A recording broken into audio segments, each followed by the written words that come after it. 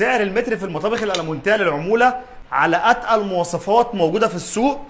دي الألمونيا المحملة، دي الخفيفة أهو. لما نحط الاتنين جنب بعض هيبان الفرق. وش المطبخ بيكون كلادنج أو يو في. المفصلات بتكون مفصلات السوفت كلوز المحملة، لو تيجي تقفل الظرف ما تروحش مرزوعة معاك. الفايبر الداخلي بيكون فايبر سعودي أو فايبر أردني.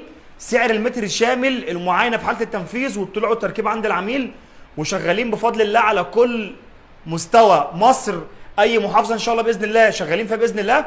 والكلام ده كمان على السعر الحلال اللي بنتكلم عنه. يعني مثلا زاويه زي دي معظم الناس بيقيس لك من الاول لحد الاخر ويرجع يقيس لك هنا من الاول لحد الاخر، بيزود عليك العمق دوت بيقيسوا لك مرتين. لا، الزاويه دي بتتقاس مره واحده علشان تبقى عارف سعر متر كام النهارده على المواصفات اللي بنتكلم عليها، شامل الطلوع والتركيب والمعاينه في حاله التنفيذ باذن الله. سلام.